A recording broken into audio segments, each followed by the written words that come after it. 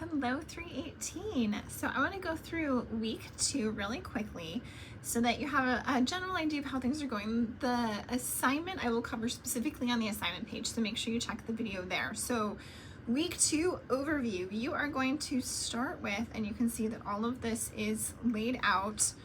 You're going to start with watching this video, and then you're going to read chapter 1 in the course textbook. So this textbook is available to you for free. It's openly published, so students not on this campus can also get it for free. It's available to everyone. I don't charge anyone for it. If you see it for sale on Amazon, that would be a huge problem because it's for free. You are going to start with chapter 1. Okay, so I have mine printed just to make it easier for these kinds of videos. So I want to jump to chapter 1 and show you where it says reflection, activities, and questions. At a minimum, I need these answered either typed out or handwritten. I don't care, because you will submit this as a part of your module reflection submission. So the module reflection submissions that are posted, we do about every 2 weeks. You have to show me the Tumblr posts that you've been posting, and then when we do readings, you're going to show me elements of the readings that you're doing. This is required. If you're one of those people who doesn't take notes, that's fine.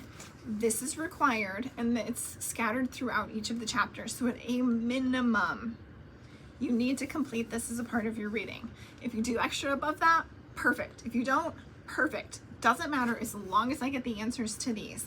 So you will read chapter 1 in the textbook. You will complete the reflection activities and questions and or have additional notes. These will be submitted as a part of reflection 1. It says that in your checklist. There is a video for chapter 1 alongside the textbook. You can see it there. You'll create your initial Tumblr post. You can see the direction there. And I reiterate, and so I want to reiterate here too, we are going to study web writing. And a part of what we're going to look at is how frequently people post, people being people who do this for a living, content creators. And we're also going to look at likes so that we can start to understand how do likes or comments or views impact elements of the writing that content creators engage as they put together their pieces of content and then share them publicly. Because web writing is one of the best places for us to really understand that we don't write in isolation.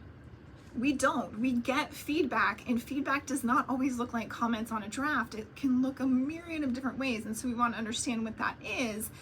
So coming back to Tumblr, a part of what you need to experience is the work it takes to create the amount of content that it takes to share all of this stuff, because it'll give you a more realistic idea in your analysis of the amount of work that it takes to put together that content.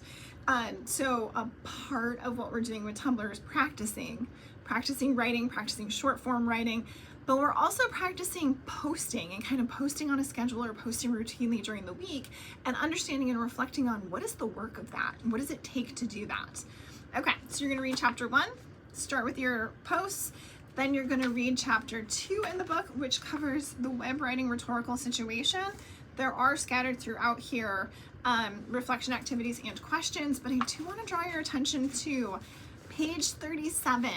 There is this lovely little graphic that I designed. It is the web writing rhetorical situation. It includes all the key concepts you need to go through to understand and read what all of them are, but it's text, context, audience, user experience, culture, information, architecture, discourse, community, purpose. All of them are going to be important, and all of them are going to be used in the big assignment that you're starting to draft this week. Okay, so you're going to read chapter 2. You're going to create similar posts, and then I have a very short, I call it principles of design. Basically, use what you're used to. You don't need to learn new programs for this class. You don't need to be fancy. You'll see that.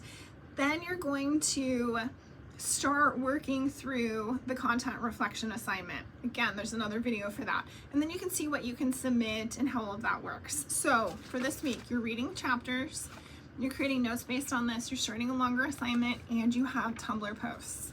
When you work through all of these different pieces, please let me know if you have any questions. Otherwise, I'll see you on Tumblr.